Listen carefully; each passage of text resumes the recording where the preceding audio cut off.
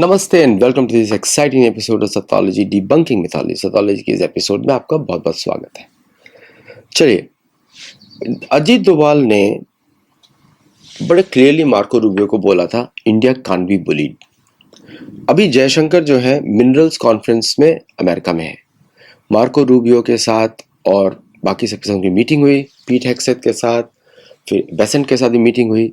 उन्होंने बड़ा सख्त बोल दिया जयशंकर जी, अब मेरे पास रिपोर्ट्स आ चुकी हैं कि उन्होंने सख्त बोल दिया कि India will stand for India. Ajit Doval का स्टेटमेंट है इंडिया कांट बी बुलीड।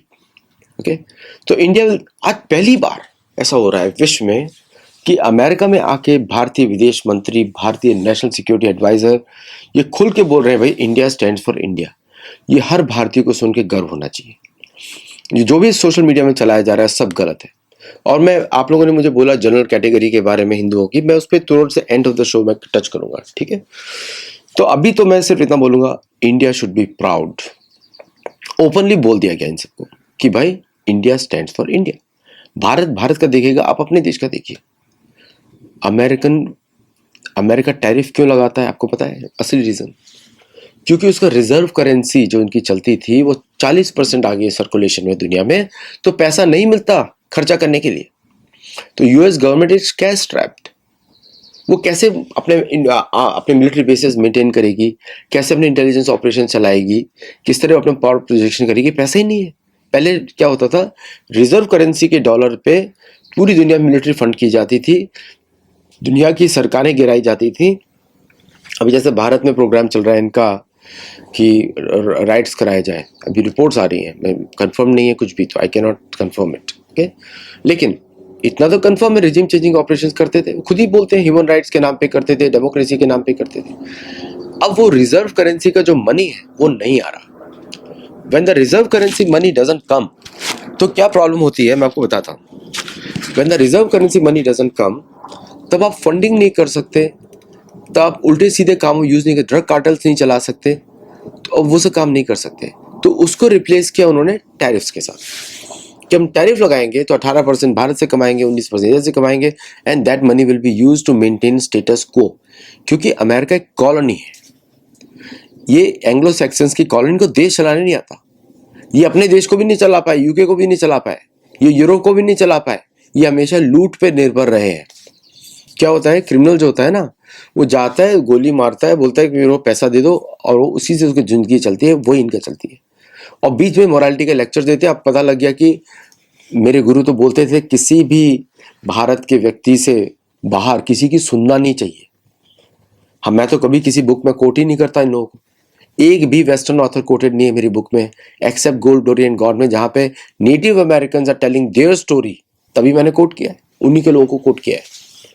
लेकिन अदरवाइज इनके ऊपर तो कोई विश्वास ही नहीं, खुद ही अपने आप पर विश्वास नहीं करते, आत्मीयता नहीं है। They know two white people are close, मैं दिखता है, I am experience it every day.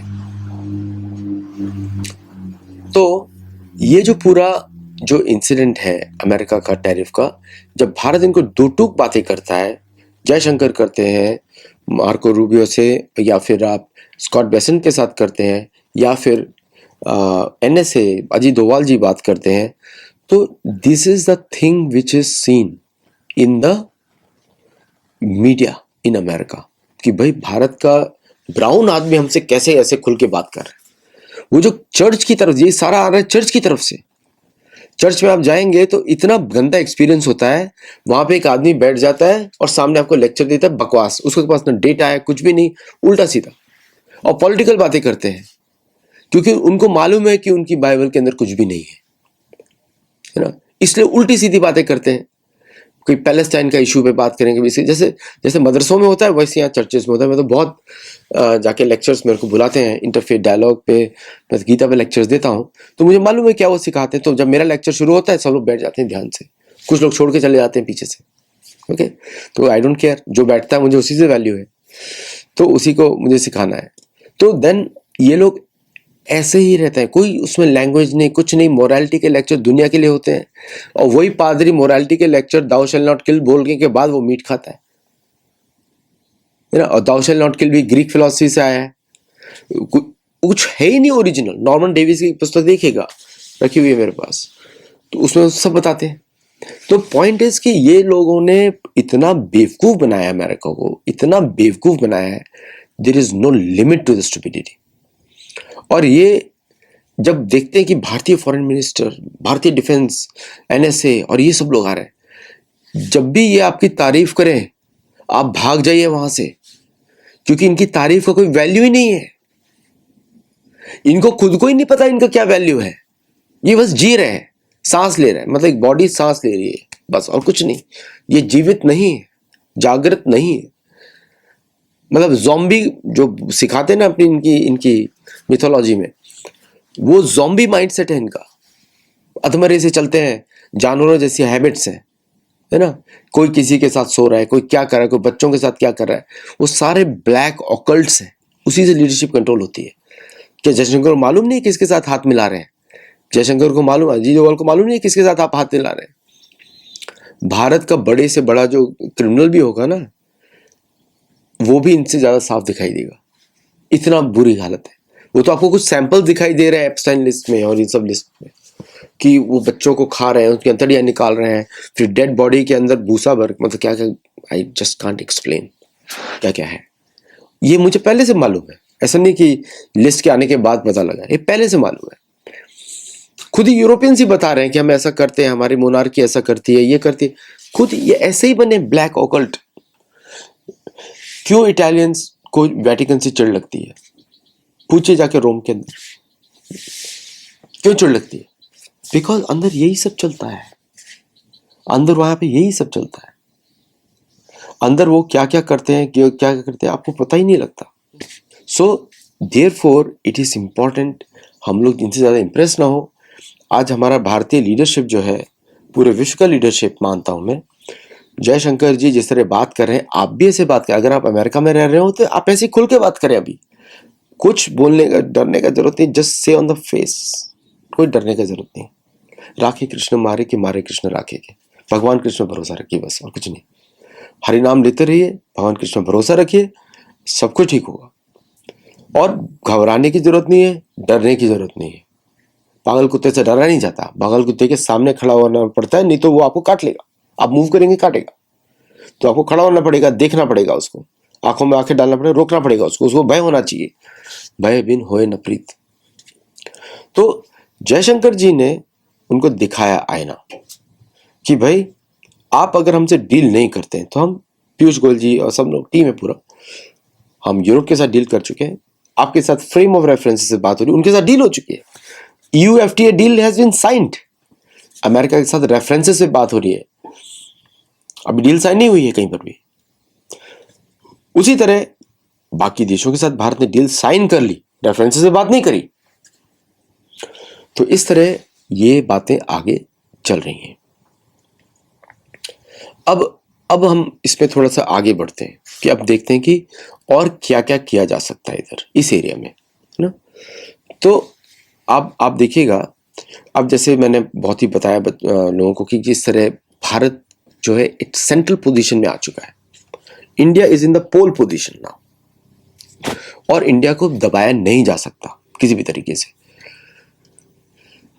आपने देखा होगा कितना झूठ फैलाया गया कि भारत रशियन ऑयल बंद कर देगा। पॉसिबिलिटी नहीं है। मार्च तक तो ऑर्डर्स दिए जा चुके हैं और ऑर्डर्स देते जाएंगे। भारत कोई कंप्रोमाइज तो नहीं करने वाला है किसी को। जो झूठ फैलाया जा रहा है, कंफ्यूज किया जा रहा है ताकि मोदी जी के इलेक्शन में लॉस हो या योगी जी इलेक्शन में लूज करें। अब भारत को अपनी डेमोग्राफी सही करनी पड़ेगी, because demography is the future of India. हिंदुओं को ज्यादा बच्चे पैदा करने पड़ेंगे और मुसलमानों की जनसंख्या पे और कन्वर्जन पे उनको, अगर भारत में रहते हो सनातन धर्म क्यों नहीं मानते जब सबसे ओपन है? अब ब्रह्म की पूजा करो, वाई जस्ट अरेबियन पर्सन, ब्रह्म की पूजा करो। तो इसलिए भारत को भी उस पर एम्फेसाइज करना पड़ेगा। सरकार को ministry of culture, ministry of education secularism follow नहीं कर सकती। सेक्युलरिज्म मतलब नास्तिकवाद, और नास्तिकवाद का असली अर्थ होता है मूर्खता, मूढ़ बुद्धि। कोई only a foolish person will not have hope कि उसका अगला पैर जो है जमीन पे पड़ने वाला है, समझा। इसलिए तो ये सब करेक्शन की जरूरत है। और यही एक पॉइंट है कि भारत अब can not be bullied, it can not be bullied. वो दिन चले गए। जब भारत को दबा सकते थे, मार सकते थे, डरा सकते थे, अब वो दिन चले गए। और अमेरिका का तीसरा एयरक्राफ्ट कैरियर भी आ रहा है ईरान की तरफ, ओके, क्योंकि इजराइल की तरफ से प्रेशर है, ईरान पे आक्रमण करो। भारत नहीं चाहता आक्रमण हो। अगर भारत चाहेगा भी तो वहां पे पूरी तरीके से ये लोग जब हावी हो जाएंगे तो भारत के पास दो दुश्मन हो जाएंगे। दुश्मन का दुश्मन आपका दोस्त होता है, ये चाणक्य नीति है। दुश्मन का दुश्मन आपका दोस्त होता है, समझे आप? तो भारत क्यों सपोर्ट करेगा ईरान में? दुश्मन का दोस्त आपका दुश्मन होता है, पाकिस्तान, बांग्लादेश। तो इसलिए ये देखना है कि इसके आगे क्या होता है। Will India be able to convince not to attack Iran, ये देखना है। और जिस दिन ये डिसीजन हो जाएगा, that will define India supremacy in the market. अगर देखिए, अगर ईरान की पीस होती है, जो डील्स की बात हो रही है, वो क्यों रुका हुआ है? बिकॉज चाबार पोर्ट पे भारतीय सेना है, नेवी है। तो अगर पीस होती है तो इंडिया वन, अगर लड़ाई होती है तो इंडिया लॉस्ट। ओके, तो आज के लिए बस इतना ही। Thank you very much. हमारे मेंबर्स बनिए, मेंबर्स से आप हमको सपोर्ट करते हैं। हम लोगों को यूपीआई, पेपाल, वेनमो, जेल, किसी भी माध्यम से, वाइज के माध्यम से हम लोग को सपोर्ट करिए। और ऑल्सो जॉइन और गुरुकुल, गुरुकुल में आप मेथोडिकली सीखते हैं सनातन धर्म के बारे में। आज के लिए इतना ही। नमस्ते, जय Jagannath, and I will see you in the next show. Thank you.